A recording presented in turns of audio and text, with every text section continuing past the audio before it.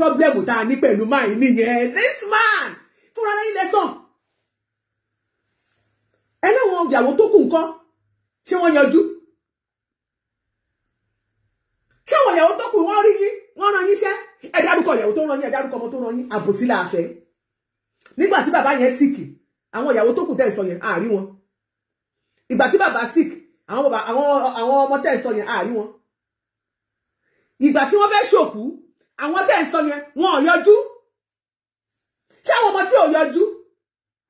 Tó bá gbé wọn tó wá bàbá yìí náà wò, bàbá yìí jẹ́ ká jọ ṣe làákàyè láàrin yìí o. Ọ̀rọ̀ yìí simple gan o. Ká tiẹ̀ pé lóòótọ́. Àwọn ìran ọmọ kan tí ò yọjú wọ́n pè yín. Kò yẹ ká ẹ béèrè pé ṣé wọ́n débi òkú bàbá wọn. Ṣé wọ́n dé ojú orí bàbá wọn ni wọn ò rójú orí sáwọn olú ọmọ tí ò lọ mojú orí bàbá wọn ni wàá mọ̀ pè yín kọ̀rọ̀ páwọn fẹ́ gba nǹkan àbíbo ni wọ́n bá kọ́ wá ṣàkáǹtì fáwọn irú àwọn ọmọ wo nu. Sáwọn ọmọ tí ò débi wọ́n ti bàbá wọn tí wọ́n mojú orí bàbá wọn. Tí wọn ò bu ẹrú fún ẹrú, tí wọn ò bu yẹ̀pẹ̀ fún yẹ̀pẹ̀ kan wá jáde wá bá yín bàbá ní ẹ̀ṣọ́ ibi tọ́pọlọ yín dé, ibi tọ́jú orí yín dé, ibi tágbàlagbà yín dé, ibi tí iṣẹ́ tẹ́ ti ṣe èyí tó ti yé yín tó ti dé, ibi tórúkọ yín ti dé.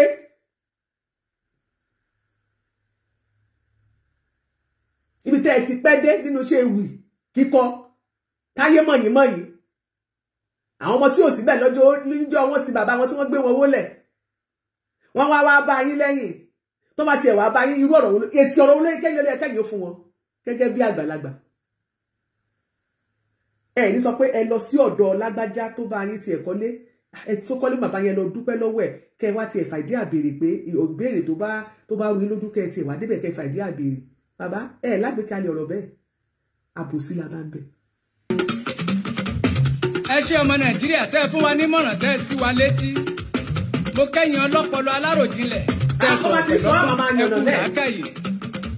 ọ̀rọ̀ sún èbèbè pẹ̀lágbàlá Gabriel apá kejì rèé wọ́n ní yára láti gbọ́ lọ́ra láti fèsì ìlú àgídìgbò lórin tó lógun dúdú ń kọ ọlọ́gbọ́n ní jo àwọn ọ̀mọ̀ràn ní mọ bí mo fẹ́ ajàjàgbára ajàfẹ́tọ̀ ọmọnìyàn lólógun dúdú tá a bá gbọ́rọ̀ tó rújú dandan ní ká pariwo rẹ̀ fara àgbòrò ọ̀rọ̀ àgbàlá Gabriel pẹ̀láwọn ọmọ sún èbèbè ohun tí mo gbọ́ ni mò ń rò. Ìyẹn ló jẹ́ kí n gbé ìbéèrè sórí afẹ́fẹ́ kẹ́ni ọ̀rọ̀ bá yóò fún wa nímọ̀ràn ohun àlàyé rìsáàchì wo ni mo fẹ́ ṣe ọ̀rọ̀ tó bá gbojú gbangba kò ní ìdìbò kẹ́lẹ́ ẹ jẹ́ ká fúnra wa lálàyé ọ̀rọ̀. Bàbá yẹn sọ wípé rìsáàchì wo ló ń fẹ́ ṣe bàbá tí ò ṣe rìsáàchì tó mọ bí ilé kíkọ́ tó ṣe jẹ́ ṣé ó ṣe rìsáàchì ẹ nìyẹn. Bàbá tó tún parọ́ fún wa, àgbàlagbò kí ń parọ́. Bàbá tó ń ṣe àìṣòótọ́. Nínú àìṣòótọ́ wọ́n ti sọ pé bàbá tún lè ṣe bèbè sọ pé ọmọ òwà, ìyàwó òwà wò ó nígbà tó ń síkì, ó sọ fún wa wípé nítorí pé wọn ò kọ́lé òun sádó. Bàbá, ẹ ṣe research yìí. Research tẹ́ ẹ ṣe. Ẹ̀yin tẹ́ ẹ mọ̀ bí wọ́n ṣe bàbá tún lè ṣe bèbè sí. Ó sì pé best friend yẹ pé bẹ́ẹ̀ sí ẹni.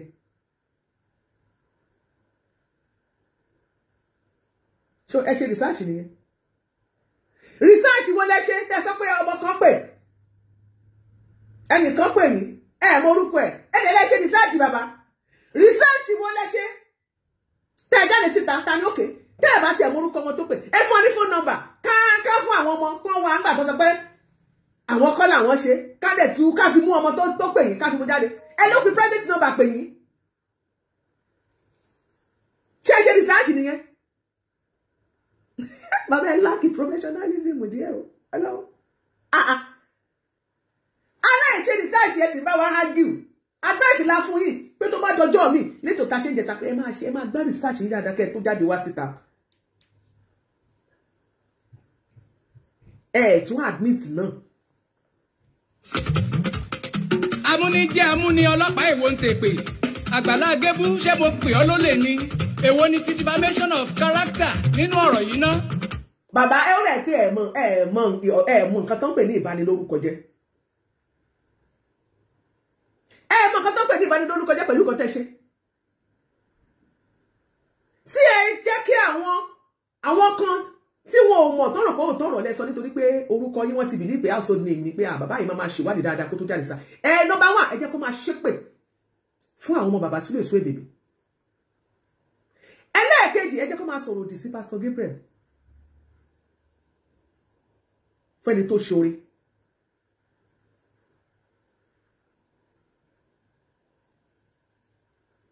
Oríṣiríṣi shows ló wáyé náà. Mo ń bọ̀ náà. Mo ṣe bí ẹ jẹ́ tẹ̀síwájú náà. Tó bá yá, máa padà sí òkè. Máa padà òkè ẹ jẹ́ máa gbọ́ lọ náà. Máa padà sáwọn nìkan lára àwọn show tẹ́ ṣe o. Táwọn èèyàn ṣe o. Agbọ́ Jésù mọ́ gbé ìbò bóyá ilé fún wa lálàyé àti túmọ̀ defamation of character tí gbogbo ayé wa yẹn nàná ẹ̀. Mo kẹ́yìn rẹ̀ gbé ìbò. Wípé wá sàkántì owó sún èbèbè tẹ́ ẹ gbà. Ṣé yẹn ni defamation of character? A béèrè ọ̀rọ̀ nípa ilé tẹ́ ẹ kọ́ pé ṣé ti sún èbèbè ni àbí ti chọ́ọ̀chì? Ṣé blackmailing nìyẹn? Ṣé difa. Ṣé gbọ́ bàbá? Ẹ náà ń béèrè nípa ilé tí wọ́n kọ́. Pé ṣé sún èbèbè ló ní ni àbí chọ́ọ̀chì? Bàbá ẹ ṣe wádìí yín dáadáa. Torí ẹ ti ẹ̀ lag behind. Ẹ mọ̀ bó ti ẹ̀ ṣe ń lọ. Ṣé bó yẹ ká ẹ béèrè ní pé ṣọ́rọ̀ kù lẹ̀? Ṣé bó yẹ ká ẹ béèrè ní wípé ṣọ́rọ̀ ṣẹ́kù ẹjọ́ o? Ṣé nǹkan tó ṣẹlẹ̀ ṣó yé yín ni? Wọ́n sin bàbá Súlè Èbèbè sí ilé ẹ̀. Sí ilé yẹn, ilé lórí ilẹ̀ lẹ́ǹkùlé ẹ̀ ní ilé tó kọ́. Ẹ wá ń béèrè wípé ẹ ń béèrè ní pé níbo pé ta ló ní ilé. Ṣé wọ́n fẹ́ wú òkú kúrò ńbẹ̀ ni? Ṣé rí pé ṣé lẹ́yìn èèyàn wa? Ṣé rántí gbà tí mo ṣètò lọ́jọ́ kìíní àná mo ní ẹbí tó bá wọ́n lè sin Súlè Èbèbè sí. Mo ló kọ́lé. Mo lé àtòkú àtàyè ilé yẹn. Mo ní Súlè Èbèbè lónìí. Ṣé rántí? Ẹ̀yin tẹ́ bá wà lórí ètò ẹjọ́ ẹ máa já mi sí tẹ́ bá ti rántí. Bó ṣe ṣe ẹ̀yin tẹ́ wà lórí Blue App yìí. Tó ló ṣe bóyá mi ò wà lórí YouTube nígbà náà àbí kí bóyá àwọn YouTube àwọn máa padà rí. Bóyá mi sí lórí TikTok. Ẹ̀yin tẹ́ bá rántí mo fẹ́ kẹ́ máa sọ fún mi. Mo ní kódà gan àǹtí Maureen Bádéjọ àwọn gan share post yẹn tí mo tún dínú mọ́tò mo sọ pé ẹ má jẹ́ ká dára wa láàmú lórí ọ̀rọ̀ bàbá Súlè Èbèbè. Mo ní ẹbí kankan ò wá kòkú. Mo ní wọn ọjọ́ tí mo fẹ́ pé wọn ò kọ òkú sílẹ̀ ni mo sọ. Princess Ade, God bless you ma. Ọjọ́ tí mo ní wọn ò kọ òkú sílẹ̀, wọn ò kọ òkú sí Àgbàlá Gabriel lọ́rùn. Ẹ lọ wo fídíò yẹn, ọjọ́ yẹn ni mo sọ. Mo lóun ló ní ilé ẹ̀, mo ní nǹkan tó bá wù, mo ní tó bá wù lè sí. Kò dẹ̀ sí nínú estate ilé ẹ̀, ní ilé ẹ̀ ò sí nínú, kò sí nínú estate kò sí nínú estate wọ́n ní wọ́n ìsòkù nínú estate. Mo ló dá dúró báyìí ni. Láàrin ibi táwọn ilé wà ni. Mo lóun ló ní. Mo mi Bọ́láńlé Ìṣọ̀lá, God bless you. Mo mi Olúyẹmísí Ayọ̀ Mítàn, àwọn náà láwọn rántí. So ṣé tẹ́ bá ṣe ìwádìí ẹni tẹ́ ìpínlẹ̀ ọ̀rẹ́ yẹn tí ẹ mọ̀ bí tó wọlé sùn sí. Mọ́mọ́ kankan. Rébi tẹ́ ti fẹ́ béèrè. Dẹ̀ padà lọ sádó. Kẹ́ ti ẹ ṣe ìwádìí. Ẹ wà nínú kúbíkù yẹn wọnú studio. Ẹ wá sọ wípé ẹ ṣe professionalism. Ẹ wá ní pé wọ́n lè ṣe ìwádìí. Ṣé ẹ ṣe ìwádìí nìyẹn? Irú ọ̀rọ̀ wo lẹ wá sọ? Ṣọ́rọ̀ tẹ́ sọ yẹn tó ti ẹ̀ wà ní orí tó yẹ kó wà lórí igbá. Pé ta ló nílé ẹni ẹgbẹ́ ní ológun ta ló ní kó wá bẹ̀rẹ̀ ta ló ń ṣe. Táwọn àwọn ọmọ tó parọ́ mẹ́lẹ́dà wọn tó jẹ́ káwọn ta wọn máa forí gbèpè lórí afẹ́fẹ́. Ṣé wọ́n sọ pé o mọ̀ orí ilẹ̀ ni wọ́n sin sí? Ìgbà tó ń dáwọ́ òsì jáde síta kó o tiẹ̀ pè. Ṣé orí ètò lẹ́wà èmi lọ rẹ́ o èmi náà dá 500,000 àbí mo tiẹ̀ fi 50,000 lẹ̀ o ò rí yẹn ṣe. Defamation of character ni ẹ jẹ́ ẹjọ́ ń bẹ lórí yín àròsí fìlà. Mo sọ̀rọ̀ nípa ilé tẹ́ ẹ kọ́ fún Súlè Èbèbè nínú ọgbà wípé sáwọn ọmọ rẹ̀ ò rí gbà tó bá yá tójú wa ló kúkú ṣe ti mú ìdín ojú wa ló kúkú ṣe tí ò bá sì torí di ọmí àmì sáàtì tó. Ní sùúrù ṣe ti rí pé wọ́n rán iṣẹ́ ni. Ṣé àwọn ọmọ sọ wípé kò sílẹ̀ lóye sàkání àwọn ni? Èmi ò mọ̀ o, mò ń bọ̀ náà. Bóyá ká padà pa àwọn ọmọ. Mi ò mọ̀ bóyá wọ́n máa ẹ jẹ́ lọ sórí normal call. Ẹ jẹ́ ká wò pé ẹnìkan lè gbé nu wọn. Wọ́n san gbogbo ọmọ Nàìjíríà rere. Ṣé ẹ sí bàbá ẹ sí ní Nàìjíríà àbí ẹ sí inú ayé yìí? Ẹ rí àwọn BBC mọ̀ ń gbé. Tí wọ́n mọ̀ sóò bẹ́ẹ̀ rí ẹ ò rí ibi tán sí sí. Ẹ wá ní ṣé wọ́n ò rí ilé gbé padà. Mo ń bọ̀ náà o. Ẹ̀yin tẹ́ ń pè mí ẹ má ì tí ì pè mí ná. ẹ jẹ́ ká wá bóyá a lè rí ìmọ̀ bóyá credit wà ńbẹ̀.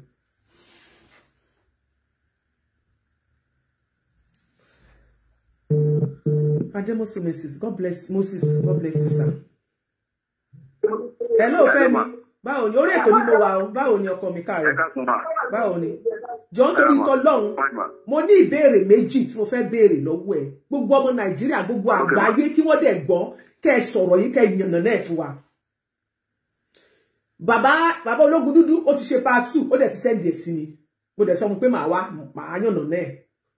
Ó wá sọ̀rọ̀ débẹ̀ ni pé ó sọ̀rọ̀ nípa ilé tí wọ́n kọ́ fún bàbá Sule Suebebe. Ilé yẹn, ìbéèrè mi àkọ́kọ́ rèé, níbo lẹ sí bàbá Sule Suebebe sí kí gbogbo àgbáyé gbọ́? Ṣé cemetery ni? Bóyá Sango cemetery àbí tí Ẹgbẹ́dá cemetery afẹ́mọ́ bí tí wọ́n bàbá wọlé sùn sí? Ògo ni fọ́lọ́run lókè ọ̀run. Hallelujah. Mo dúpẹ́ pé ojú òtí Àgbàlá Gabriel, ilé ẹ̀ láti sí ilé tí Àgbàlá Gabriel tó bí àwọn ọmọ orílẹ̀-èdè náà kọ́ fún bàbá ibẹ̀ láti bàbá sí pẹ̀lú ilé tí Àgbàlá Gabriel àti gbogbo ọmọ Nàìjíríà rere lágbàáyé tí wọ́n. gbogbo ọmọ Nàìjíríà rere ló kọ́ fún bàbá ibẹ̀ ilé yẹn láti bàbá sí. Ilé yẹn lẹ ti bàbá sí. Pẹ̀lú ògo Ọlọ́run. Ẹ ṣúọ̀. Pẹ̀lú ògo Ọlọ́run ma. Ẹlẹ́ẹ̀kejì. Máa ṣe live video ẹ̀ fún wọn tó bá fẹ́ rí. Ẹ ṣe live video tó bá fẹ́ rí. Máa send ẹ̀ fún wọn. Ẹ ṣe, ẹ bá wa lọ ṣe live video kó o lọ síbẹ̀ fẹ́ mi pé mi lágbájá rẹ̀ ilé bàbá mi rẹ̀ ibi ta sí wọ́n sì rè kó dẹ̀ yípo lé. Ẹlẹ́ẹ̀kejì, ọwọ́ ta ni ìwé ilé wà? Ṣó wà lọ́wọ́ Àgbàlá Gabriel? Ìwé ilé yẹn ọwọ́ ta ló wà? Ọwọ́ mi ló wà o. Níwájú ọba tá a pè jẹ́rìí rọ, ọwọ́ mi ló wà. Èmi Olúwafẹ́mi, ọmọ Dayọ̀ Adéwùmí, ọmọ Sule Suebebe. Ọwọ́ yín ni ìwé ilé yẹn wà. Pẹ̀lú ògo Ọlọ́run mà ọwọ́ mi ló wà. Ọjọ́ tó bá fẹ́ ṣe fídíò yẹn tó bá lọ sí Ìbàdàn, anytime tó bá ti ráyè tó bá ti lọ sí Ìbàdàn, ṣe fídíò yẹn kó dẹ̀ mú ìwé ilé yẹn dání. All right ma. Ìyẹn wà bẹ́ẹ̀. So torí ológun dúdú sọ pé tó bá gbé pé ṣé Àgbàlá Gabriel máa gbé owó tó bá dọjọ́ iwájú ṣó máa gbé ilé fún yín. Ṣé controversy wà, ṣé ọ̀rọ̀ awuyewuye wà lórí pé Àgbàlá Gabriel fẹ́ kò handle ilé fún yín àbí ó ń béèrè pé òun ò ní gbélé fún yín? Ẹjọ́ ẹ̀yànnà náà fún wa. Pẹ̀lú ògo Ọlọ́run pásọ̀ èèyàn gidi ni wọ́n ṣe oní kébékébé èèyàn because kó tó di pé bóyá bẹ́ẹ̀rì àbábá gan adúlẹ̀ máa mú náà ti sọ pé tàbí àwọn fẹ́ hand over property lọ́ba fún because àwọn ò fẹ́ ìsọlẹ́nu àwọn ọmọ aráyé because many blogger ó pọ̀ so èmi gbọ́dọ̀ really appreciate because wọ́n mú wa bí ẹni pé bóyá àwa àtàwọn jẹ́ ọmọ bàbá wọ́n sì wà pé bàbá Dayọ̀ Adéwùmí ló bí wọn wọ́n sì wùwà sí wa wọ́n wùwà pé bóyá pásítọ̀ wọ́n wùwà bẹ́ẹ̀ ni pé bàbá yẹn bàbá àwọn ni because ẹni tó bá dúró ti òkú tó ṣe òkú tó tún dúró ti tó tún dúró àwọn ọmọ ẹ̀ ó ti ṣèṣe bàbá fún wa kò mú wa ní mú pé bóyá àwọn ọmọ bàbá yẹn ó mú wa ní mú pé a ti jẹbi a ti di fámìlì kò mú wa ní mú pé bóyá òun ràn wá lọ́wọ́ ni o kò mú wa bẹ́ẹ̀ ó mú wa ní mú ọmọ ẹ̀gbọ́n tábúrò. Ìyẹn Àgbàlá Gabriel. tó gbogbo táwọn pẹ̀lú ògo Ọlọ́run gbogbo táwọn èèyàn sọ yẹn àwa wí ló pọ̀ jù ẹ̀rù kọ́lọ̀ ń sàmì ẹni tó bá ti ń lo òkè náà ló mọ́ máa lọ wọ́n ti ń sọ̀rọ̀ yẹn bẹ́ẹ̀ lòkìkí yẹn ti mọ́ máa ga sí àtàbí tí kò bá sọ́lọ̀ lókè lókù. Ẹ ṣé gan tẹ́ ẹ bá wa yànnàná. Thank you so much Fẹ́mi, God bless you. Olúwa ló ṣe mọ̀. All right, Olúwa ló ṣe mú mi. Yeah. Bàbá ológun dúdú àti yànnàná ẹ̀ táwọn bá ń sọ̀rọ̀ a máa fa kò mú òkun yọ báyìí a máa yọ báyìí ni a máa yọlẹ̀ báyìí káyọ̀ lè mọ̀ rí. Alájà Rashida àtọlọ́kọ̀ ẹ máa pẹ́jọ́ mẹ́ta ma, God bless you ma. Ìyẹn lọ bẹ́ẹ̀ sórí pé ò ṣe fáńdìsì ẹ sórí pé ò nídìí gbogbo ìbanilórúkọ jẹ́ 20 kìíní kan mọ̀ 21 mílíọ̀nù tó wá yẹ kìíní kan ní kó bọ́ọ̀ta kó wá yànnà ní ṣe gbọ́. Nígbà tí káláwuyewuye bá wà tó bá ṣe fídíò yẹn wá ló fi ṣàbòsí ṣùgbọ́n kò sáwuyewuye kankan fúnra ara rẹ̀. Fídíò ọdún orin yẹn ti padà sẹ́yìn ẹ jẹ́ kí n ẹ má tí pè wọlé. Nobody should call now please. Ẹ má tí pè wọlé. Ẹ má tí pè wọlé sí kò sí ìyá àìtí gbọ́ orin bàbá wa tán. gbọ́ Jésù mọ́ gbé ìbò bóyá ilé fún pẹ̀ lórí yín àròsí fìlà. Mo sọ̀rọ̀ nípa ilé tẹ́ ẹ kọ́ fún Suwe Bebe nínú ọgbà wípé sáwọn ọmọ rẹ̀ ó rí gbà tó bá yá tójú wa ló kúkú ṣe ti Muyideen ojú wa ló kúkú ṣe tí ò bá sì torí Yomi Amsat tó kígbe ńlọ jẹ́ kí wọ́n rí ìwé ilé Muyideen gbà. Ṣé ẹ ti rí bàbá yìí? Ẹ̀yin náà ẹ gbọ́ ṣé ní pé bàbá yìí ò ṣe fáìndìsì ìwé ilé Muyideen ìjọ torí ọ̀nà wọ́n nígbà tó dé àgbàlá wọ́n ní wọ́n ṣẹ̀ṣẹ̀ lọ print ẹ̀ wá ni àbí wọ́n ní ẹ jókòó ẹ lọ bá wa print ẹ̀ wá níbi kan ń gbé bọ̀ o àbí wọ́n ṣe sọ pé Oríyọmí nǹkan tó ṣẹlẹ̀ ní wípé ẹ ní sùúrù náà ìwé yẹn ó máa rẹ́dì lọ́la ó máa rẹ́dì lọ́tùnla ṣé báyẹn ni ìwé yẹn ti wà nílẹ̀ ni tí ìbá ṣe pé ó ń ta tẹ́tẹ́ ọwọ́ ẹ̀ ló máa wà torí wọ́n believe pé spirit burúkú wà nínú tẹ́tẹ́ wọ́n dẹ̀ ti fẹ́ gbé fún rí tó ní kó sì wà lọ́wọ́ Àgbàlá Gabriel gbogbo fídíò yẹn wà nílẹ̀ wọ́n á kú jáde fún ẹ̀ àbòsí la bá ń bẹ̀ ṣé lásìgbà tí àwọn ajígini arìngini wọ́n jà tó ti ń pariwo pé ilé yẹn àwọn fẹ́ kó bá wọn tà ṣé anybody dá wọn náà pé ṣe bí ìwé ilé ti wà lọ́wọ́ yín iṣẹ́ tẹ̀sìn orí Yomi Amsat wà jẹ́ ó ti jẹ́ ọlọ́run dẹ̀ ṣe ọlọ́run òdójú tẹni ẹlẹ́ni ó rí ìwé yẹn gbé jáde kì í ṣe pé kò síwèé lẹ̀ so ẹni tí ò bá fẹ́ hand over kan fún yàn kò ní prepare kò ní ready tó ní kálukú ló ṣe lọ ṣèwádìí ìbanilórúkọ jẹ́ ni bàbá ológun dúdú we are highly disappointed in you pẹ̀lú gbogbo ohun tẹ́ ẹ ṣe yìí ó yá ẹ jẹ́ kó sọ̀rọ̀ síwájú sí i. táwọn ọmọ Suwe Bebe bá pè mí ńkọ́ tẹ́nibọ́dì ò rán mi níṣẹ́ kò sófin tó lè pé mọ́jà fẹ́tọ̀ ọmọnìyàn ìgbà tẹ́bí ń pọ̀ ọmọ Nàìjíríà. Thank you so much ibi tá a lọ gan àti wọbẹ̀ díẹ̀díẹ̀ ẹ sọ wípé tí anybody ò bá pè yín kọ́ táwọn ọmọ bàbá Suwe Bebe ò bá pè yín kọ́ kò sí anybody tó lè sọ fún yín pé kẹ́ má dá sí ọ̀rọ̀ ìyẹn náà ló fi wá dífá fún àwọn tó ń dá sí ọ̀rọ̀ sí àwọn tó ń yànnàná ìwà tẹ́ ẹ wù torí òye tó kára àwo náà ló kára ẹ̀dẹ̀ gẹ́tì òfin tó de sandin nínú agolo náà ló de geisha nínú agolo gẹ́tì ẹ̀ so àwa gan lè yànnàná yín and that is what we are doing now ẹ̀lẹ́ sọ pé ká má ṣe pàápàá jùlọ fúnra inú mi ti ẹ̀dùn fúnra ilẹ̀ fọwọ́ ara yín sẹ́ndì ẹ̀ sí mi mo dẹ̀ ti promise pé okay I will work on it mo dẹ̀ rí mi ṣe ẹ̀yin èèyàn mi ṣe ń gbádùn ewì tán ṣe fún wa. tí ìlú le kókókó ta ló rán mi níṣẹ́ síjọba tí mo fi ń pariwo pé bí ń pa ni ẹ̀yin akọ́ṣẹ́mọṣẹ́ freedom alábòsí ẹ̀dá ẹ kéré níye ẹ̀ tó yàn. wọ́n ní bàbá irọ́ la àfẹ́ tó bá jáde anybody má pè wọlé tí bá ti analyze tán please tó bá jáde má parọ́ máa ọmọ lọ́mọ irọ́ la àfẹ́ kò sẹ́ni tó rán ẹni ti Nàìjíríà tó fi ṣe fine but má ò parọ́ anybody pé lágbájá ló rán ẹṣẹ́ àní ìtò ṣe tó dárúkọ páwọn ọmọ kìíní ta àwọn fámìlì ànírọ́ ni sẹ́ àdẹ̀járó ẹni ẹ má yẹ kí àgbàlagbò kí ń parọ́ bàbá ẹ ṣaláìṣòótọ́ àdẹ̀já ìṣòótọ́ yín ó dẹ̀ lọ fà gbogbo ta ló rán mi níṣẹ́ tẹ́ ẹ fi ń sọ gbèjà mẹ̀kúnnù lórí ọ̀nà Nàìjíríà ẹ sọ̀rọ̀ generally ẹ fẹ́ fi yẹn méèkì owó ni bàbá owó tẹ rí bẹ̀yẹn ṣèmi lẹ́kọ̀ọ́ fún ni iṣẹ́ ewì lẹ́ ń ṣe lára pé iṣẹ́ ewì náà ni tẹ́ bá lẹ sọ lórí kíní kan fún mẹ̀kúnnù ẹ rí pé kù ní ẹ fẹ́ fi méèkì owó ni and you made your cool money man ṣé yẹn wá kàn wá ni àní tó bá ti kàn wá wọn kì í ṣèjọba individual person lélẹ́yìí tó bá dé bá wù yín kò sí ní ẹ lè forí ìjọba ṣe ẹ lè forí ìjọba họmú tó bá wù yín kẹjọ mọ wọ́ra yín lẹ̀ kò sí nǹkan tó kàn wá ìjọba ní ẹ ti forí ẹ̀sán ìjọba individual person tẹ́ mention orúkọ là ń sọ fún yín ẹ ti jẹ́ kára mọ̀ fún wa pé àwọn tẹ̀tì ẹ̀ tí wá ń ṣe ṣóògùn fún látọjọ́ ẹ̀gan definitely wọn ọ̀ṣẹ̀ yín ẹ̀ ṣe wádìí dáadáa adẹ̀rí bẹ́ẹ̀ ṣe máa ń búyàn abẹ́ẹ̀kì búyàn màá tún padà play fídíò yẹn síwájú bí tẹ́ ti sọ̀rọ̀ bàbá Ìjẹ̀ṣà tẹ́ ti ń bú àwọn èèyàn ṣẹ́ẹ̀kì búyàn ni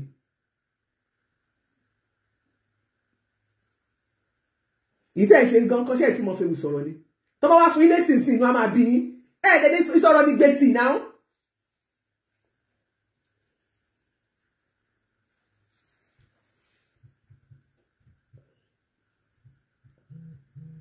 kẹ́nìbọ̀dì máì tí ì pè wọlé ẹ jẹ́ ká yàn ìṣẹ́jú mẹ́jọ ní fídíò yẹn. Gúrúrú ti ń jà fẹ́tọ̀ ọmọnìyàn nílé lóko mi ò pàgbàlá Gabriel ní 419 mi ò pè ọ́ lọ́mọ olè èwo ní forúkọ jẹ́ pé kẹ́ wá sàkáǹtì ọ̀rọ̀ fáráyé gbọ́ ṣé Fẹ́mi pẹ̀lú Wálé tó yọjú gẹ́gẹ́ bí ọmọ Suebebe yìí nìkan lọmọ tó bí ni ọ̀pọ̀ ìyàwó ń bẹ lóde tí wọ́n bímọ fún Suebebe. táwọn ọmọ Dayọ̀ kan bá sọ pé wọ́n ti sẹ́tù pẹ̀lágbàlá Gabriel kò sí tó burú níbẹ̀ ó dáa ìyẹn gangan là ń fẹ́ ó yẹ kí wọ́n bá sójú gbangba káwọn ìyàwó àtàwọn ọmọ Dayọ̀ tó kù ó gbọ́ tí wọ́n bá gbọ́ ni. ṣe ní pọ́blẹ́mù tá a ní pẹ̀lú máa ń nìyẹn this man fúnra lẹ́yìn lẹ́sàn. ẹ láwọn ìyàwó tó kù ńkọ́ ṣé wọ́n yanjú?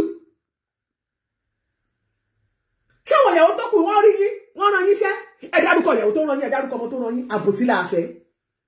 nígbà tí bàbá yẹn síkì àwọn ìyàwó tó kù tẹ́ ẹ̀ sọ yẹn àárí wọn. ìgbà tí bàbá sick àwọn ọmọ tẹ́ ẹ̀ sọ yẹn àárí wọn. ìgbà tí wọ́n fẹ́ ṣòkú àwọn tẹ́ ẹ̀ sọ yẹn wọn ò yọjú. ṣé àwọn ọmọ tí ò yọjú tó bá gbé wọn tó wà bàbá inú ẹ̀ wò bàbá ẹ jẹ́ kájọ ṣe làákàyè láàrin yìí o ọ̀rọ̀ yìí sípò gan káti ẹ̀ pé lóòótọ́ àwọn ìran ọmọ kan tí ò yọjú wọn pè yín kò yẹ ká ẹ bèrè pé ṣé wọ́n débi òkú bàbá wọn ṣé wọ́n dé ojú orí bàbá wọn ni wọn ò rójú orí sáwọn olú ọmọ tí ò lọ mojú orí bàbá wọn ní wàá mọ pè yín kọ̀rọ̀ páwọn fẹ́ẹ́ gba nǹkan àbíbo ni wọ́n bá kọ́ wá ṣàkáǹtì fáwọn irú àwọn ọmọ wo nu sáwọn ọmọ tí ò débi wọ́n ti bàbá wọn tí wọn mojú orí bàbá wọn tí wọn ò bu ẹrú fún ẹrú tí wọn ò bu yẹ̀pẹ̀ fún yẹ̀pẹ̀ ká wá jáde wá bá yín bàbá ní ẹ̀ṣọ́ ibi tọ́pọlọ yín dé ibi tọ́jú orí yín dé ibi tágbàlagbà yín dé ibi tí iṣẹ́ tẹ̀ ti ṣe tó ti yé yín tó ti dé ibi tórúkọ yín ti dé.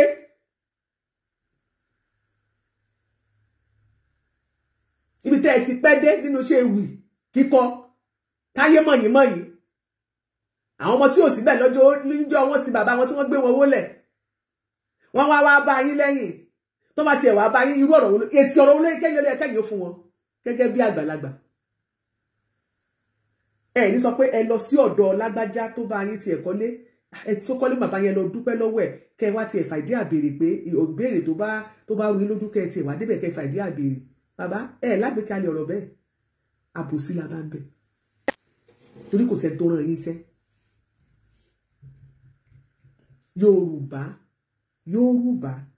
Yorùbá wa ìran Yorùbá yọ náà ìgbà míì mo inú Ọlọ́run gan bàjẹ́ pé ó ń dá àwọn èèyàn ṣùgbọ́n Bíbélì ò kàn fìdí ẹ̀ múlẹ̀ fún wa ni ó yẹ kán sọ pé inú Ọlọ́run bàjẹ́ nígbà tó dá ìran Yorùbá kì í ṣàwọn èèyàn kò sígbà tá à ní wo Bíbélì yẹn dáadáa torí ìran Yorùbá ló fẹ́ẹ̀ burú jù gbogbo ayé yìí dáadáa fún yín mọ́mí Christiana Ọláríbigbé.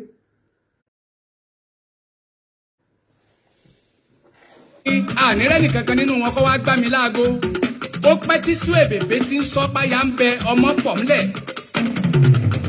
ṣé bó sọ fúnra rẹ̀ nínú interview tó ṣe pé gbogbo ìyàwó tó bímọ àtàwọn ọmọ tóun ò béèrè mọ́ níjọ́sí kí wọ́n foríjì ń ta ló lè sọ bóyá kan nínú wọn ló gbá mi láago tó ní kí n ràn wọ́n lọ́wọ́ pé dúkìá dà kàkà kí n gbẹ́jọ́ apá kan dá gbogbo ọ̀rọ̀ sórí. nísìrò aláàpọ̀nú oh my god ẹ̀yin èèyàn mi ẹ jọ̀ọ́ kí ló ṣe bàbá ológun dúdú yìí kẹ́ ẹ lórí ìkànnì tá a wà yìí àmàpọ̀nú àwọn ọmọ bóyá àwọn ọmọ tó sọ pé kó dáríjì òun ṣé wọ́n wá ti yọjú pa wọ́n ti dáríjì àbá aláwọ̀ ọmọ kan ẹ jọ̀ọ́ èwo nínú yín láwọn ìyàwó àtọmọ tí bàbá Suebebe tọrọ àforíjì lọ́wọ́ ẹ̀ èwo nínú yín ló ti dáríjì èwo nínú yín èwo ló yọjú you need praise ẹ máa bá béèrè èwo nínú yín o èwo nínú yín olúwa o lórí ọ̀rọ̀ bàbá ológun dúdú yìí olúwa gbọ́ ọpẹ́ wa lórí gbogbo tó ń jùlẹ̀ fún wa tí wọ́n múlẹ̀ ọlọ́run mi ò gba ìyìn wa ọ̀rọ̀ gọ̀jígọ̀ ọlọ́run mi arúgbó ọjọ́ gbọgbọrọ gbọ̀pẹ̀ wa ìran yìí ò clear sí bàbá ológun dúdú dáadáa olúwa ò ṣí wọn lójú ẹ̀mí gbọ̀pẹ̀ wa bàbá ológun dúdú kí lè fi wá pẹ̀ lórí ìkànnì yìí àwọn èèyàn mi tó wà lórí ìkànnì yìí tẹ́ bá ń gbọ́ ní blue app red app black app orí wọn máa pé gidi gan mà ní kèé máa ṣe síéṣíé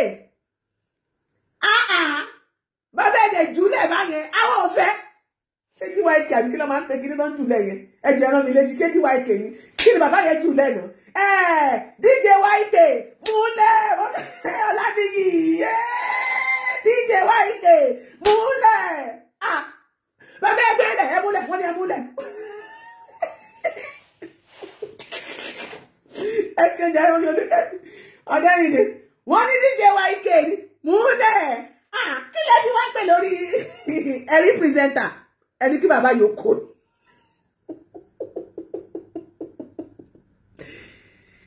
ṣáwọn ọpẹ lórí ìkànnì sọ fún wa pé àwọn ọmọ pọ̀ ìyàwó pọ̀ tàpé kán dárí jí o bí ẹni ẹlẹ́ni ṣe gbèdì tó bá tẹ̀ jẹ́ pé lóòótọ́ ẹ tiẹ̀ wà gbọ́ná láàrin èmi àti assumption ká wá sọ pé àwọn ọmọ tiẹ̀ wá padà wà lẹ́yìn tó ti ṣe gbogbo ẹ̀ tán wípé o pẹ́pẹ́ sí o àwọn wá o àwọn fẹ́ torí nǹkan báyìí làwọn ṣe wá o bẹ́ẹ̀ bá jẹ́ àgbàlagbà ẹni sọ fún ọ pé níbo lẹ wà nígbà tára bàbá yín ò yá nígbà tí bàbá yín ní kẹ́ tọrọ àforíjì lọ́dọ̀ tó ń tọrọ àforíjì lọ́wọ́ yín létẹ̀ yín ò dáríjì bàbá yín.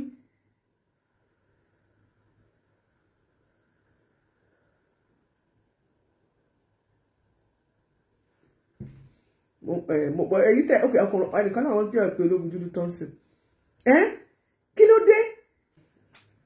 At least mo ti pè more than 30 times. ẹ má bínú ẹ má bínú. ó lágbá ó lẹ́tìkẹ́. ó lẹ́tìkẹ́ o. ọlọ́run aṣàánú ó lẹ́tìkẹ́ ẹ kú ètò. ẹ ṣe máa. ó lẹ́tìkẹ́ ẹ kú ètò. ọlọ́run Elédùmarè á bá mi dì yín mú. á dilé àtọ̀nà yín mú ẹ ní ṣubú dànù. gbogbo àwa náà tá dẹ̀ ń dá sọ̀rọ̀ Àgbàlá Gabriel ọlọ́run Elédùmarè á túnlé àtọ̀nà oníkálukú wa ṣe. ṣe rí ìgbà tí ẹ bẹ̀rẹ̀ ètò yẹn lánàá mo fọ́lò ẹ̀ mo tún fọ́lò ẹ̀ látàárọ̀ tẹ́ ti bẹ̀rẹ̀ yẹn. ṣe rí ológun dúdú wọ́n ní ẹjọ́ la máa ń kọ́ ká tó kọ́ ìjà kò kọ́ ẹjọ́ kó tó máa kọ́ ìjà.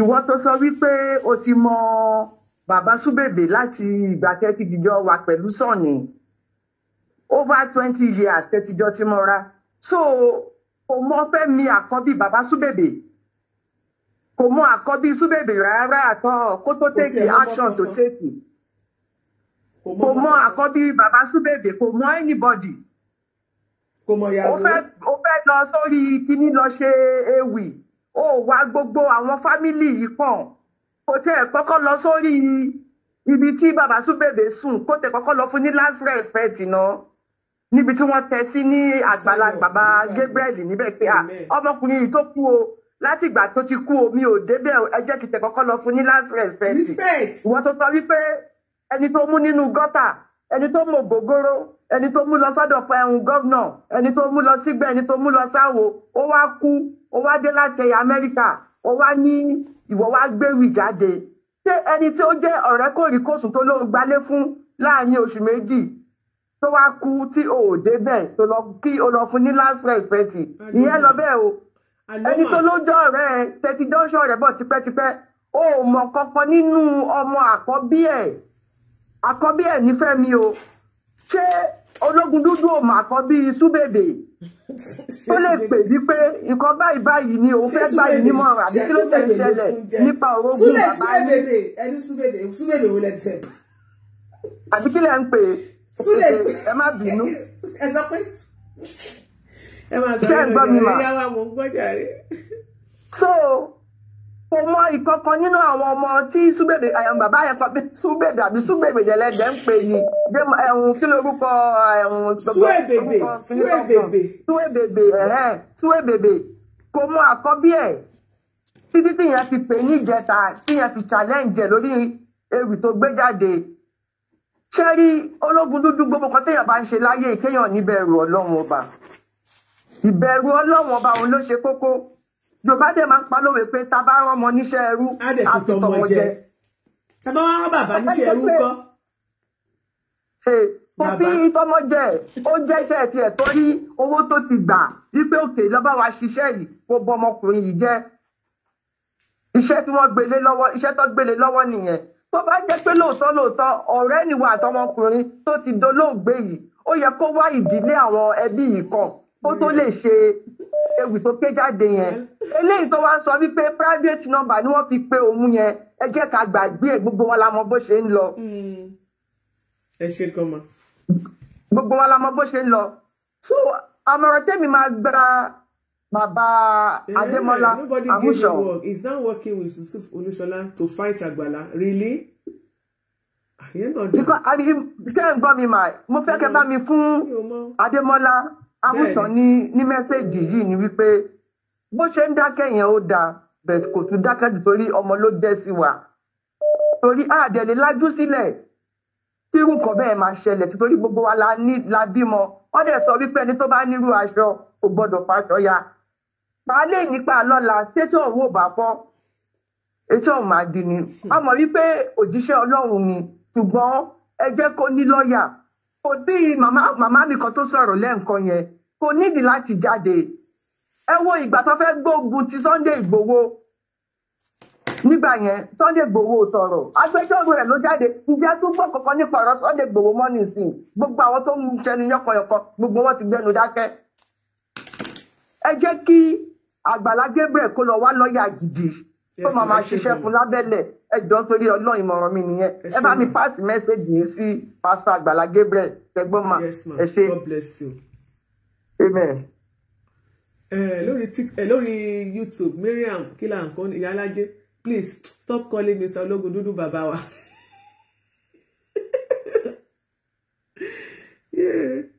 Mọ́mí wa kan tiẹ̀ ń pè yín. Mọ́mí Olúṣọlá. Hello, mọ́mí wa. Hello, ma o. Ọjọ́ mẹ́ta o. Ọjọ́ kan pẹ̀lú máa ṣe wà.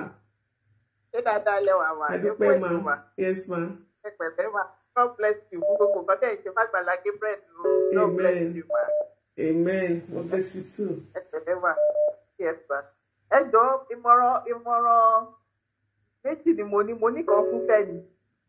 Fẹ́mi ọmọ bàbá Súlè Bèbè. Tó bá ń gbọ́ nǹkan tí mò ń sọ yìí, Ọlọ́run ti gbọ́ àdúrà ẹ̀ nìyẹn, Ọlọ́run ti gbọ́ àdúrà bàbá yìí. Ṣé ni kẹ́ ẹ sú Ológun Dúdú? Owó bá dé. Because ṣé ni kẹ́ ẹ sú ẹ̀ ní 500 million naira. Ó ti gbowó lórí kinní yẹn. Kẹ́yìn náà gba díẹ̀ ń bẹ̀. Ẹ má ṣojú àdúrà ó ti bẹ̀rẹ̀ ẹ̀dá tó sì. Bóyá bọ́lọ̀ ṣe fẹ́ bless ní different ways lọ́lọ́run ṣe máa ń bless èyí.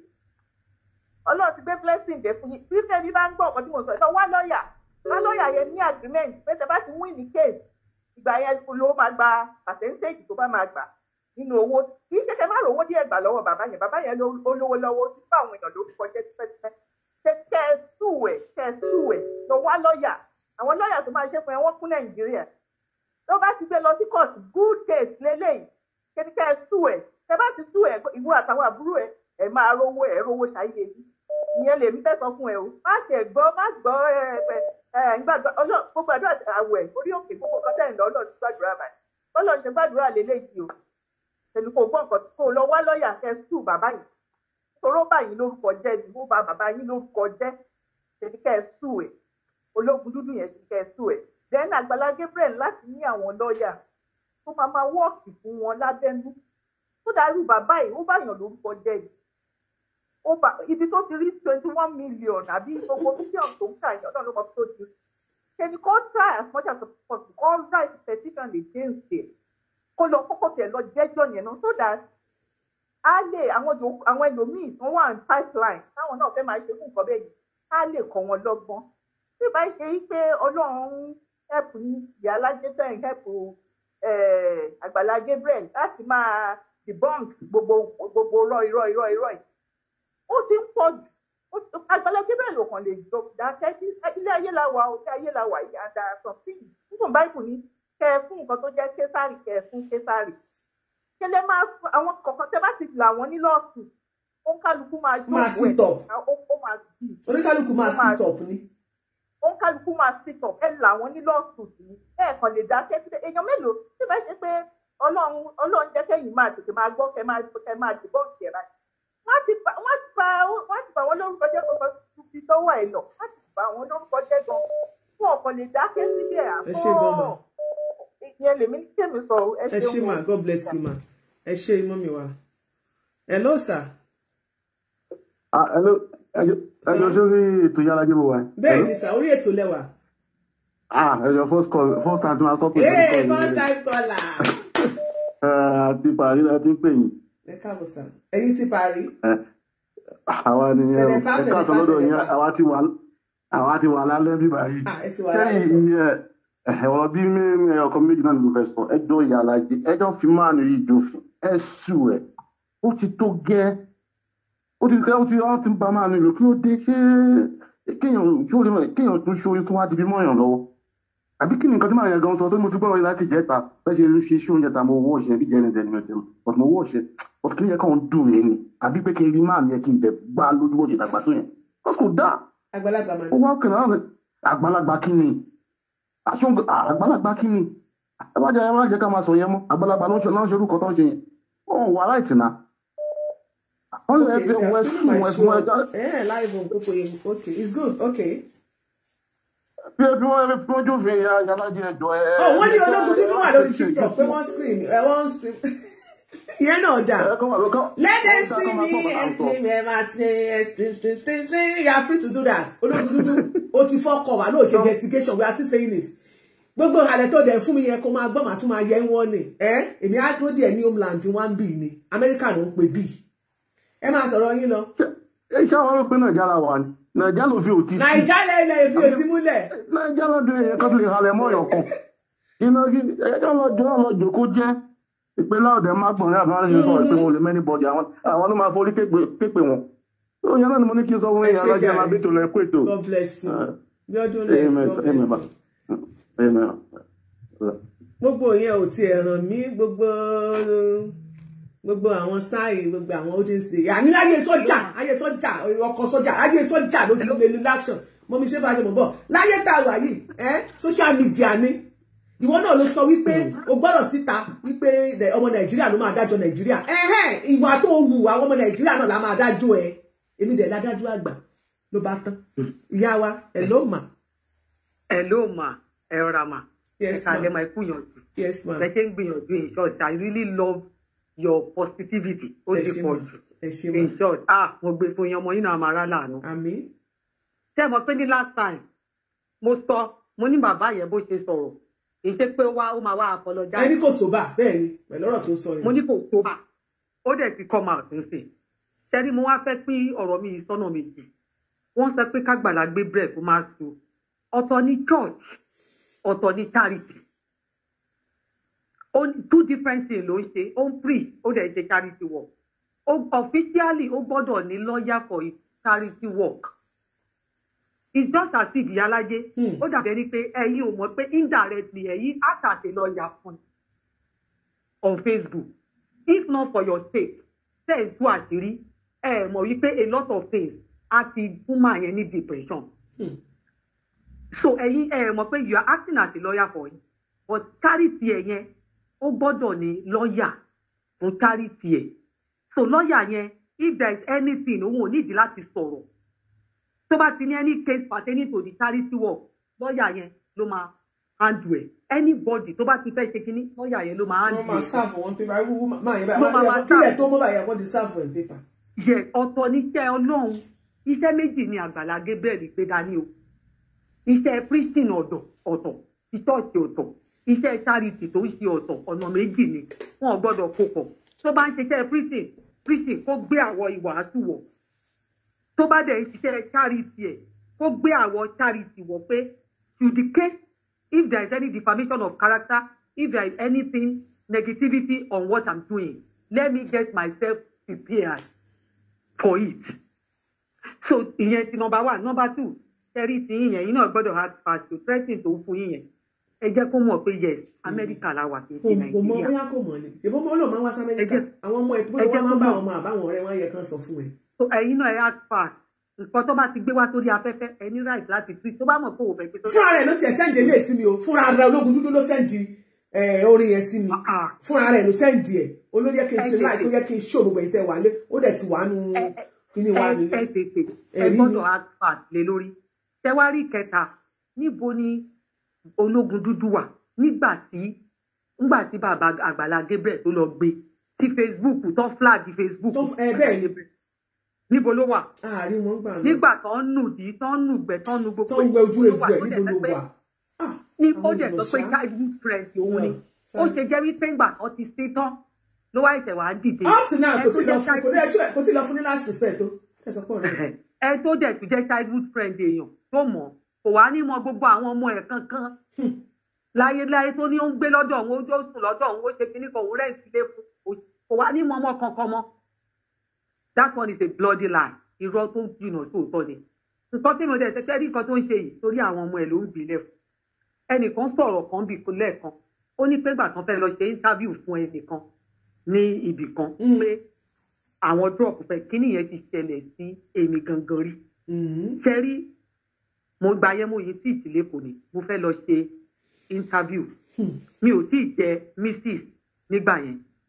Mo wá jẹ́ Gíwá. Máa yẹn dẹ̀ ni ṣé Gíwá Olúṣòpó ni ní kò dùn mọ́ níbẹ̀ ni sà bàbá ẹ̀ ga báyìí ó níbẹ̀ ni bàbá ẹ̀ mo ti rẹ́yìn sílé lọ́dọ̀ wọn bàbá yẹn náà wàláì mi ò ṣe interview mọ́ ibi tán wá gbé mi sí ẹgbẹ́ ilé náà gbé mi sí mi ìsanwó mọ́tò wọ́n béèrè pé sùn wo ni mo fẹ́ kí n lọ wo sùn bí tó ní àbá ìfún mi ṣe mọ̀ pé mo gba orí sí bàbá yẹn ṣe fún mi.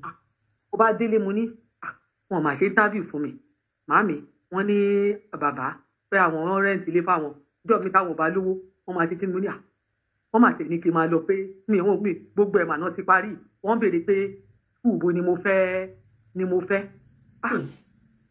èmi gan mo yá sẹ́nu mi múrò mi ìyá sọ nǹkankan wọ́n wà wọ́n dà pé báwo náà ṣe gbé mi sí ìtòsí ilé ẹ̀wèrè tí mo jẹ tó kí bàbá yẹn kó máa gbin nǹkan yẹn lẹ̀ fáwọn ọmọ ẹ̀ ìbanilórúkọ jẹ́ kò tó burú jáì ni and iṣẹ́ bàbá ológun dúdú is just like a journalist he need to investigate all the matters before coming out. yes point yẹn láṣì wà. tó bá lóun ò rí Àgbàlá Gabriel tó bá lóun ò ṣé kò mọ Facebook page yẹ phone number ẹ wà bẹ́ẹ̀. inbox phone number dẹ̀ wà táwọn èèyàn ń pè sí. tó ń pè sí pé ẹjọ́ o wọ́n fẹ̀sùn báyìí kàn yín o ẹ yọjú kò lọ sí Facebook page ẹ̀ wá ètò ó lóun ò gbọ́ nǹkan kan ó ṣe é pé ìgbà tó fẹ́ gbowó ló ṣe wá gbọ́rọ̀ ìgbà tó fẹ́ gba pọ́pọ́ ló ṣe wá gbogbo ìgbà tó ń ṣe wàhálà tó ń ṣe tó sì kì tán láwọn èèyàn tó ń jù ẹ̀ kò gbọ́. ṣé wọ́n gé wọn létí lọ wọ́n gé wọn létí lọ àṣàkẹ́ so ibi tí mo sọ̀rọ̀ mi dé ni Ọlọ́run á máa ràn yín lọ́wọ́ ẹ act fast lórí títí yẹn act fast nǹkan tó send sí ẹ tètè gbé lọ pé ẹ wò ó tó ṣẹlẹ̀. òun ló sẹ́ndì ẹ̀ sí ni bẹ́ẹ̀ ni kò tí bàbá ṣe ológun dúdú ẹ wo ẹ jẹ́ kí n random kí n má gba ìpè kankan mọ́jà re ẹ jẹ́ ká random ẹ wò mí wọ́n fi gbogbo ẹ̀yin ìyàwó àtàtìjọ wà lórí ìkànnì látàárọ̀ yàtà wà ní orí YouTube pé ẹ káàbọ̀ ẹ kú kalẹ̀ yín tẹ̀ ń join ní wa ẹ káàbọ̀ ẹ ṣe àwọn àtàjọ wà látàárọ̀ ẹ akú ètò ẹ̀yin tẹ́ wà lórí TikTok mo kí gbogbo yín we have more than 5,000 on TikTok thank you so much God bless you thank you ẹ̀yin tẹ́ ra gift thank you so much for the gift ẹ̀yin tẹ́ ti wà ní tàtijọ́ bẹ̀rẹ̀ látàárọ̀ mo kí yín pé ẹ ṣe ẹ kú fẹ́ ẹ kú ìfọmọnìyàn ṣe ẹ̀yin tèmi lórí Blue App thank you so much and God bless you mo ní kò ní bàjẹ́ fún yín kò ní bàjẹ́ fún èmi náà kò ní bàjẹ́ fún ẹnì kọ̀ọ̀kan wa mo ní àwọn máa sọ pé lórí ìkànnì pẹ́tẹ̀pẹ́tẹ̀ lọ́rọ̀ tiwa ẹni tọ́rọ̀ wa bá ta bá ẹ sọ fún kó má fi ṣe ìbínú kọ́ lọ́rọ̀ ètúbẹ̀ ṣe ni lórí ohun tá a ṣe ń sọ lónìí lórí bàbá ológun dúdú Kúnlé ológun dúdú àwa ṣì wà lórí point and I'm still standing on my point I stand to be corrected anytime wípé ẹ ò ṣe ìwádìí tó péye kẹ́ ẹ tó jáde síta kẹ́ ẹ tó gbé ewì tẹ́ ẹ ṣe lálàkọ̀kọ́ kẹ́ ẹ tó gbé jáde síta dó ẹ ti ń wá fún Àgbàlá Gabriel díẹ̀díẹ̀ ló tẹ́ ti ń ṣe yẹn ẹ bá àdá sí yẹn yóò àsọ kankan lé lórí ṣùgbọ́n ẹ tẹ́ ẹ gbé jáde tá a rí tí gbogbo ẹ wá ń torí ẹ ṣépè fún ọmọ bàbá Súlè Suebebe àánú tó kù díẹ̀ káàtó ni tẹ́ bá rí èpè táwọn èèyàn ń ṣẹ́ nítorí àwọn èèyàn rí àwọn ẹ gẹ́gẹ́ bí aláìmoore àwọn òde fẹ́ ó jẹ́ wípé ó bá dọjọ́ iwájú kẹ wá ìwà tẹ́ bá ti lọ portray wọn fáwọn èèyàn pálá ìmúre ni wọ́n àwọn fẹ́ kó gbégi dínà oore wọn la ṣe ń pariwo la ṣe ní káyọ̀nà náà ká sì ju ọwọ́ àwọn ọmọ yìí kúrò àwọn ọmọ yìí inú wá sì dùn pé àwọn ọmọ yìí náà pè yín ẹgbóhun ara yín pé àwọn òràn yín níṣẹ́ pé èwo nínú wa ló pè yín tẹ́ ẹ̀ sì lè sọ̀rọ̀ tẹ́ ẹ wá ń san hàn tẹ́yìn náà ẹ lọ padà lọ gbọ́ wọ́n ní ọ̀dà tó bá wá pè tẹ́ ẹ bá wá mẹni tó pè wá nínú yín tẹ́ ẹ bá mẹni tó pè yín nínú wa èwo wá ẹ fún wa ní orúkọ ẹni yẹn ẹlẹ́mọ̀ ó yẹ fún wa ní phone number private number ó kù díẹ̀ káàtó gbàtàwá náà dẹ̀ gba yín láago same thing náà lẹ́yìn náà sọ gbogbo ọ̀rọ̀ tẹ́ ẹ sọ ẹ ò fìdí ẹ̀ múlẹ̀ fún wa ẹ ò lè fìdí ọ̀rọ̀ yìí múlẹ̀ pé lóòótọ́ lọ̀rọ̀ tẹ́ ẹ sọ àhesọ ọ̀rọ̀ lásán ọ̀rọ̀ yẹn iṣẹ́ ìwádìí yín ò pé kẹ́ ẹ tó jáde ṣèbí kéèyàn tó kéwì ọ̀rọ̀ yín dàbí onítìátà ní ṣèbẹ́ máa ní script àwa tá a jẹ́ sọ̀rọ̀sọ̀rọ̀ tá a bá fẹ́ jáde síta ọ̀rọ̀ wa máa ní script a máa ń sọ̀rọ̀ pẹ̀lú script ni pé báyìí báyìí lọ̀rọ̀ ṣe rí ṣùgbọ́n bẹ́ẹ̀ ṣe jáde tẹ́ ẹ ṣe sọ̀rọ̀ ẹ ò ní script yín dá nítorí ó yẹ kẹ́ ẹ ṣe investigation kẹ́ ẹ tó jáde síta ẹ̀yin wá jáde ẹ̀ sọ̀rọ̀ lé ṣé wọ́n máa rí ilé gbà tó bá yá ṣé wọ́n ní pé kò sí ìwé ilé lọ́wọ́ wọn pàápàá jùlọ Súlè Sùn Èbèbè tẹ́ ẹ pè lọ́rọ̀ ẹ̀yin ẹ ò mọbi tó wọlé sùn sí ilé tí wọ́n kọ́ fún yẹn ibẹ̀ ni wọ́n sin orí ilẹ̀ ni wọ́n sin sí ṣé wọ́n ti sòkú sórí ilẹ̀ ṣé wọ́n wá fẹ́ padà wú òkú kó tó wá máa sọ pé wọ́n tún ń sọ fún gbalé padà ni ìwádìí tó yẹ kẹ́ ẹ ṣe ibo ni wọ́n sin Súlè Sùn Èbèbè sí ẹ jọ̀ọ́ ṣé àwọn ọmọ tí àwọn fámìlì ṣe àwọn ọmọ ṣé wọ́n ti gba ìwé ilé yìí ǹjẹ́ wọ́n ní access sí bí ǹjẹ́ kọ́wọ́n wà ǹjẹ́ àhesọ ọ̀rọ̀ wà ǹjẹ́ ọ̀rọ̀ gbọ́n mi sí omi ò tó wà lórí ọ̀rọ̀ ilé yìí gbogbo ìwádìí tó yẹ kẹ́ ẹ ṣe ni ẹ ò ṣe wádìí pé báwo lọ̀rọ̀ ilẹ̀ yẹn gan ṣe jẹ́ báwo ni wọ́n ṣe kọ́ ilé yẹn sí Ìbàdàn ẹ ò sọ gbogbo nǹkan tẹ́ ẹ ń sọ ṣé yẹ kó ẹ kó kọ sí fún nìyẹn ò yẹ kó kọ sí fún bẹ́ẹ̀ yẹn ó yẹ kán gbé lọ sékìtì nígbà tí wọ́n máa rẹ́ǹtì ilé fún ṣe ìwọ rẹ́ǹtì ilé fún ní lẹ́kọ̀ọ́ ni ṣe bẹ́ẹ̀ kọ́ ní ọgbọ́n sùn sí gọ́ta òṣèlú kan ẹ wá mú kúrò lẹ́kọ̀ọ́ ó wá gbé sínú ọmọ jìpù ẹ ká lè mọ̀ pé bàbá ń lu ọmọ olóògbé lọ sékìtì kí ló lọ gbé ṣe lẹ́kìtì ẹ̀yin caucus of friends ẹ ò ní kóra yín jọ kẹ́ rẹ́ǹtì yàrá kan kẹ́ni kẹ́ fi sí ìwọ́n sọ pé wọ́n yẹ kán lọ gba kán wá gba ṣọ́ọ̀bù fún kán rẹ́ǹtì lé fún kán wá máa já sìmẹ́ǹtì kán lọ bá àwọn kólótì ẹ̀ ṣáwọn dílà báwọn kinní kan kán wá máa já sìmẹ́ǹtì fún èwo ni wọ́n ṣe oore làwọn èèyàn ṣe fún ebi ò pa bàbá Súlè Sùn Èbèbè tó fi kú bàbá Súlè Sùn Èbèbè ó tún fọwọ́ rọrí kú ni Ọlọ́run ò jẹ́ kí òkú ẹ̀ ráre èyí tó wá burú èyí tó dùn mọ́ wa nínú jù nípa ìgbésí ayé bàbá Súlè Sùn Èbèbè tí ọ̀pọ̀lọpọ̀ ẹlòmíì tó ti kú tó ti jáde lọ́jọ́ tòní tó ti jáde láyé lọ́jọ́ tòní tí wọn ò ní ó ní pé Ọlọ́run fún ní oore ọ̀fẹ́ láti tọrọ àforíjì lọ́wọ́ gbogbo ẹni tó ṣe Ọlọ́run dẹ̀ fún ní second chance láti tún live lẹ́yìn tó tọrọ ìdáríjì ẹ̀ṣẹ̀ yẹn Ọlọ́run ò gbà ohun ẹ̀ ó lè fi ẹnu ẹ̀ tọrọ ìdáríjì ẹ̀ṣẹ̀ Ọlọ́run ò gbà ẹnu ó lè jẹun tó dáa kó tó di pọ́ lọ́jọ́ dé ó tún lè ní ìfọ̀kànbalẹ̀ pé Ọlọ́run mo dúpẹ́ o ẹlòmíì bẹ nílé ayé ẹ ó sùn sí gọ́tà ó ṣubú tó gbogbo tó sọ yẹn ó náwó ó ṣe gbogbo ẹ̀ ẹlòmíì ò padà nílé lórí tó fi wọlé sùn ṣùgbọ́n náà tún padà fún lórí ọ̀fẹ́ pé gbogbo tó tiẹ̀ ti là kọjá gbogbo ìwà ìṣedédé tó ti wù lẹ́yìn tó ti sọ̀rọ̀ ìdáríjì ẹ̀ṣẹ̀ lọ́dọ̀ Ọlọ́run ó sì rí ilé tó ń gbé ṣẹlẹ̀ yìí rẹ́ǹtì fún ni ó rí ilé tó jẹ́ pé Olúwa èmi náà wálé ayé mo kọ́lé 20 ọdún lónìí 100 ọdún lónìí wọ́n á ṣe máa sọ pé ilé bàbá Súlè Sùn Èbèbè nìyẹn òun náà ti di ẹni tó nílé láyé táwọn ọmọ rẹ̀ náà àwọn ọmọ rẹ̀ náà bá ogún gbogbo tó mọ̀ gbogbo kó káàkiri yẹn kò sógún kankan tó filẹ̀ fáwọn ọmọ tágbàlá Gabriel ò bá gbé bàbá Súlè Sùn Èbèbè ǹjẹ́ Súlè Sùn Èbèbè lè ní ogún tó máa filẹ̀ fọmọ ogún kí ni ìwọ rògbò fẹ́ filẹ̀ fọmọ ogún kí ni rògbò lè filẹ̀ fọmọ pẹ̀lú gbogbo ọ̀rọ̀ tó ń sọ ṣé gbogbo ló fẹ́ filẹ̀ pẹ̀lú gbogbo ọ̀rọ̀ tẹ́yìn náà sọ pé mo gbogbo lẹ́nu yín láti gbọ́ yín tẹ́jọ́ rẹ̀ náà lẹ́wà gbẹ́jọ́ wá sórí social media ó gbẹ́jọ́ bestie ẹ̀ wá ṣùgbọ́n tí wọ́n sẹ̀ lọ́nà nípa bàbá àwọn ọmọ náà máa jókòó wọ́n bá tiẹ̀ lọ́lé ọdún wọ́n á dé sílé yẹn gbogbo wọn wà ń bẹ̀ ojú wọn fẹ́ ṣèpàdé ojú gbogbo wọn á pé ilé bàbá wa lélẹ̀ ẹ jẹ́ ká dúpẹ́ lọ́wọ́ gbogbo ọmọ Nàìjíríà nílé lóko àti lẹ́yìn odi ká dúpẹ́ lọ́wọ́ gbogbo àwọn tí Ọlọ́run lò láti jẹ́ pé kí ilé yẹn kó láṣeyọrí bàbá ó yẹ kẹ́ ẹ máa jáde kẹ́ ẹ dúpẹ́ ní pé àwọn ti dúpẹ́ lọ́wọ́ ọ̀rẹ́ yín ẹ dúpẹ́ lọ́wọ́ àwọn tó ràn ọ̀rẹ́ yín lọ́wọ́ kò yẹ kẹ́ ẹ jáde kẹ́ ẹ wá tẹnu àbùkù bá ẹni tó ràn wọ́n àwọn tó ràn wọ́n lọ́wọ́ àtàwọn ọmọ ọ̀rẹ́ yín gan ẹ̀yin ò mọ̀ pé bóyá ẹ̀yin ò mọ̀ bó ṣe máa rí nìyẹn ẹ wá ní ẹṣẹ́ lè bèrè ogún ni imagine lẹ́nu yín ṣé ẹ tún fẹ́ jogún ọ̀rẹ́ yín ni ẹ mọ̀ ìyàwó ẹ mọ̀ rẹ ẹ̀dẹ̀ sọ ẹ mẹ́ni bọ̀dì tẹ́lẹ̀ lọ bá àbí pẹ̀lú bẹ́ẹ̀ ṣe lẹ́ close tó ó kù díẹ̀ káàtó àwọn òbú yín àwọn òbá yín jà in tá à ń sọ ni pé ẹ máa ṣèwádìí ohun gbogbo dájúdájú kẹ́ wá di tó jẹ́ òtítọ́ mú mẹ́. Àgbàlá Gabriel àwọn ọmọ náà sọ fún wọn láláàánú àwọn ní kílẹ̀ tó fẹ́ gbọ́. Ẹ wá ní ẹ táwọn kan bá tiẹ̀ sẹ́tù pẹ̀lú ẹ ó da ẹ mọ̀ bóyá àwọn kan tí ó kúkú sọ pé òun níyàwó púpọ̀ lọ́mọ púpọ̀ bóyá àwọn yẹn. You just listen to yourself.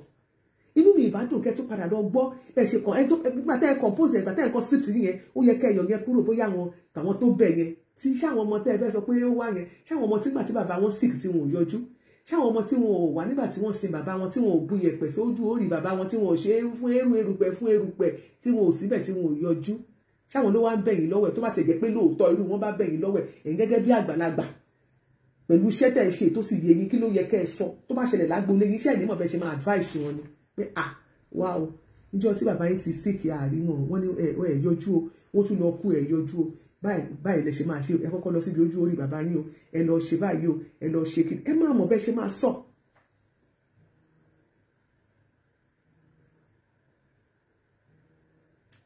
Ó yẹ kẹ́ ẹ mọ̀ bẹ́ẹ̀ ṣe máa ṣe àgbékalẹ̀ ọ̀rọ̀ yín ó yẹ kẹ́ ẹ mọ̀ bẹ́ẹ̀ ṣe máa sọ tàlàáfíà dẹ̀ máa jọba ó yẹ kẹ́ ẹ mọ̀ bẹ́ẹ̀ ṣe máa ṣe tí ò ní sí wàhálà tí ìgbésí ayé máa fi rọrùn fún àwọn ọmọ rẹ yín torí tó fi sílẹ̀ nìyẹn. Yorùbá ní iná kú ó fi eérú bojú ọ̀gẹ̀dẹ̀ kú ó fọmọ rẹ̀ rọ́pò wọ́n ní báládì ò bá sí ní wọ́n ní ọmọ wọn ní máa ń jogún ẹ̀bù. Ọlọ́run ti jẹ́ kọ́mọ yín kí ọ̀rẹ́ yín kó lọ́mọ láyé ìgbésí ayé wọn ìdàgbàsókè wọn ìṣerere wọn ló yẹ kó jẹ yín lógún kò yẹ kẹ́ ẹ wá ọ̀ràn sí wọn kò yẹ kẹ́ ẹ fa ogun sínú ayé wọn. Torí ẹ̀ mo ṣe ń bẹ gbogbo ẹ̀yin tẹ́ ẹ mọ̀ àwọn ọmọ yẹn ò lọ́wọ́ wọn mẹsẹ̀ ń bẹ̀ ẹ má ṣépè fún àwọn ọmọ ẹ̀sùlẹ̀ bàbá sílẹ̀ sí bèbè àbí ìdílé wọn wọn ò mọ ọ̀rọ̀ ológun dúdú níṣẹ́ ológun dúdú jẹ́ ṣá rẹ̀ Ọlọ́run má jẹ́ ká tẹnujẹ pa wá àtẹnujẹ tó pa Súlẹ̀ Ìgbìrà nínú fíìmù sinimá owó ẹ̀jẹ̀ Ọlọ́run má jẹ́ ká tẹnujẹ pa wá. Ṣé ńgbà tọ́rọ ẹni wá kú ṣé kẹ́ mọ́ ṣe gbígbé orin ewì kẹ́ mọ́ fi méèkì owó kẹ́ mọ́ fọ̀rẹ́ yín méèkì owó kẹ́ mọ́ fi ọmọ ọ̀rẹ́ yín méèkì owó. A ò bu yín bàbá tẹ́ ẹ bá fẹ́ràn Súlè Súwé bèbè ẹ ó fi sílẹ̀ kó lọ fọwọ́ rọrí kú ó ti kú ẹ jẹ́ kó sùn rí mi tó wà bàbá ti fọwọ́ rọrí ó kó wá sùn rí mi tó wà tẹ́ ẹ bá fẹ́ràn Súlè Súwé bèbè ẹ tún máa gbé ariwo ẹ̀ wá kí ọ̀rọ̀ ẹ̀ wá máa di kọ́ wá máa tún fi gbá géèmù kẹ́ máa fi ọ̀rọ̀ Súlè Súwé bèbè kẹ́ máa tìbọ̀ ọ̀rọ̀ Muyideen kẹ́ fẹ́ fi mọ́ gbá géèmù ẹ̀yin gẹ́gẹ́ bí àgbàlagbà ṣé ìwà tí Muyideen ìwù ṣé wà tó dáa ni. Ẹ fẹ́ ti àwọn ọmọ yìí pé kán sọ pé kán fẹ́ talé àbí tán bá talé tán ṣówó yẹn máa padà kọ́ ilé mi mọ́ àbí ta ló tẹ̀ fẹ́ ra lé tán sòkù sí. Ẹ jẹ́ ká ṣe dáadáa torí òní kọ́ torí ọ̀la ni bàbá ológun dúdú gbogbo 2020 tẹ́ fẹ́ mi yẹn kan ran èmi o adájọ́ àgbà lèmi ń jẹ́ ìyárájẹ́ náà ń pè mí Facebook náà ń pè bí orí TikTok nìyẹn orí YouTube nìyẹn gbogbo ń tẹ́ ẹ bá ṣe ṣẹ́wájú tèmi gbé Amẹ́ríkà ló ń pè bí Amẹ́ríkà ni wọ́n ń pè bí so tẹ́ bá mọ̀ pé ẹ sì fẹ́ wá máa jókòó sí Amẹ́ríkà kẹ́ wá máa ṣeré wá ẹ ṣọ́ ohun tẹ́ máa sọ when it comes to èmi ìyálájẹ́ ẹ ṣọ́ ohun torí mo mọ ẹ̀tọ́ mi homeland wà bí o àwọn immigration èjì rẹ̀ wọ́n wà bí màá gbé gbogbo tẹ́ bá ṣe màá gbé lọ kẹ́kẹ́kẹ́ báyìí ni wọ́n á gba translator tó ọ̀rọ̀ wọ́n á gba translator ti ọ̀rọ̀ ayé yín ni Isaac ẹ jókòó sí Nàìjíríà kẹ́ mọ́ wọlé mọ́ tàbí tẹ́ bá wọlé kẹ́ ẹ jẹ ṣàwámà àti pizza nínú ilé ńlá láì gba fáìnì mi ò sì ní gbẹ̀bẹ̀ ṣe pé mi ò sọ pé mo di pastor so tí n bá gbẹ̀bẹ̀ kò sẹ́ni tó gbọ́dọ̀ mú mi sí o torí mo sọ tèmi ń sìn torí ẹ mọ̀ nǹkan fídíò tẹ́ ṣe gan ó jẹ́ ká máa question àwọn ibi tẹ́ ti ṣe sẹ́yìn pé ẹ ti mọ bà lórúkọ jẹ́ tipẹ́ pé bóyá lè máa ń ṣe ìwádìí yín bóyá ní kì í ṣe pé gbogbo àwọn tẹ́ ti ṣe gan sí ẹ ti ń bà wọ́n lórúkọ jẹ́ ni ìbanilórúkọ jẹ́ ni ṣé kò tí ò bá jọ bí akẹ́ rí bẹ́ẹ̀ pẹ̀lú tẹ́ ṣe pé àwọn tẹ́ ti ṣe tẹ́lẹ̀ gan ẹ̀ ṣe findings yín àpẹẹrẹ ẹ̀ lẹ́ti fi lélẹ̀ yìí ẹ ti wọ ẹ̀ báyìí pé ẹ̀ ṣèwádìí ṣèdè rí social media ó ti kúrò láyé ológun ọkọ̀ sọ́jà láyé ìgbà yẹn láyé bàbá mi dámọ̀s go gbogbo yẹn kò kàn wá ṣẹ̀pọ̀ ayé ológun kọ́ la wà yìí social media ilẹ̀ ti sọ wípé ẹjọ́ Nàìjíríà pọ́nmọ Nàìjíríà náà ló máa dá ọ̀rọ̀ yín tẹ̀sán náà la máa fi kó sí yín so ẹ wá sọ̀rọ̀ àwọn èèyàn wá ń sọ̀rọ̀ sí ẹ wá ń bínú ẹ wá ń jáde síta à ń ṣépè ṣé bẹ́ẹ̀ ni ṣépè ẹ̀kẹ́ máa jáde síta kí n máa ṣépè mi túmọ̀ àmàjọ́ ṣépè mi ò kì í ṣépè èmi túmọ̀ àmàjọ́ jù yín lọ ẹ jáde ẹ ṣépè ẹ tó ń halẹ̀ gbogbo halẹ̀ yín yẹn kò ràn mí o. ìmúrẹ́ bá bojú ẹ̀yìn adépèbélépe bàbá bojú ẹ̀yìn afẹ́pèbélépe. back to sender ẹlẹ́rù máa ń gbẹ́rù èlòdọ̀ mi ni ìwọ̀nba ń tẹ́ bá ti lè wù báyìí òun ni ẹgbẹ́ òun ni ẹ̀dì ilẹ̀ oró lẹ́rù kẹ̀dẹ̀ mọ́ tírẹ́tì ni bẹ́ẹ̀ bá tírẹ́tì ni èmi ọwọ́ mi yá o ọwọ́ tèmi yá o. kọ́lójúbàdàn lórí ètò lónìí oníyanṣẹ́ ọlọ́kà ṣe gbogbo àwọn àtàtijọ́ fìfẹ́ ṣètò látàárọ̀ ẹ ṣeun gan mo dúpẹ́ mo rí ìyàwó ọ̀rẹ́ mi Olúwafúnláyọ̀ Odùkọ̀yà ayálébi oṣù. God bless you my wife, how are you today? mo rí ọ̀rẹ́ mi kan lórí TikTok ní mo rí ọ̀rẹ́ mi kan lórí Aloma 777. God bless you, thanks for watching. Mọ̀mí Bánkọ́lé Ayẹni, how are you? Mọ̀mí Ọmọbọ́lá Jọmọ Ọmọtáyọ̀, mo ní gbogbo àwọn èèyàn wa pápápá yìí tẹ̀ wá lórí YouTube wọn Ògúndélé Wálé Kristi Ṣópàdé Dúdú Yẹmí Nùnù àánú Olúwa ni mo rí gbà. Mo rí everybody mo rí Florence Adédèjì Fọlábí mo rí àwọn èèyàn wa lóríṣiríṣi ọ̀kan láwọn Suzy Bells mo rí àwọn náà. God bless you. Mo rí Ìdùnnú Homes and Properties lọ́yẹ̀kan mo rí Kẹ́hìndé Òjó Ọmọrẹgbà. ẹ jẹ́ kí n máa àti more than 3 hours láti fi sọ̀rọ̀ ayé bàbá ológun dúdú báyìí ewu lórí ewu 8 minutes yẹn àdẹ̀bá analyze àti pé bàbá ológun dúdú mo dúpẹ́ lọ́wọ́ yín pé mo ti jíṣẹ́ ti ẹ̀rọ mi tó náà ilẹ̀ sẹ́ndì orin yẹn sí mi mo dẹ̀ ti fi hàn gbogbo àwọn èèyàn ó ti wà recorded èyí lẹ send sí mi wípé ẹ kọ́kọ́ kí mi dáadáa pé mo ṣiṣẹ́ takuntakun mo dẹ̀ ní thank you sir èyí fún ara yín lẹ fọwọ́ ara yín send ẹ̀ sí mi mo dẹ̀ promise yín pé I will work on it which tí mo ti ṣe properly so mo ti work on it. Thank you so much and God bless you. Ayẹni fún mi fádàrí mo ráyè náà níbo ni ká ti máa kọ́ máa dágbére ẹ̀yin tàwa lórí YouTube mi ẹ ṣé gan mo dúpẹ́ o ẹ ṣé o ẹ̀yin ẹ máa try ẹ máa subscribe ẹ máa bá wa share. God bless you. I love you so much. Bye for now. Ẹ̀yin tèmi lórí TikTok ẹ ṣé gan mo dúpẹ́ lọ́wọ́ gbogbo ẹ̀yin tí àtijọ́ wà ẹ jẹ́ kí n gbé fóònù TikTok wà lẹ̀ mo bọ̀nà ẹ má bínú torí ibi tó wà jìnnà ká lè dúpẹ́ lọ́wọ́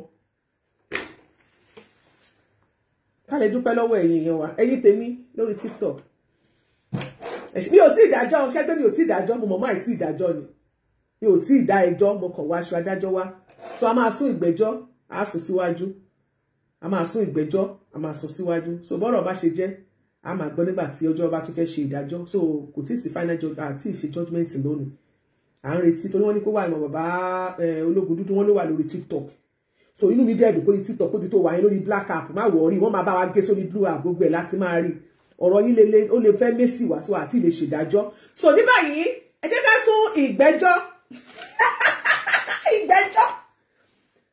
ẹ jẹ́ ká sún ìgbẹ́jọ́ ológun dúdú Kúnlé ológun dúdú ká sún ìgbẹ́jọ́ Àgbàlá Gabriel àti fámìlì bàbá Súlè Suebebe a máa sún ìgbẹ́jọ́ wọn a sún síwájú tí ìgbàkúgbà tá a bá tún gbọ́ láti ọ̀dọ̀ tiwọn.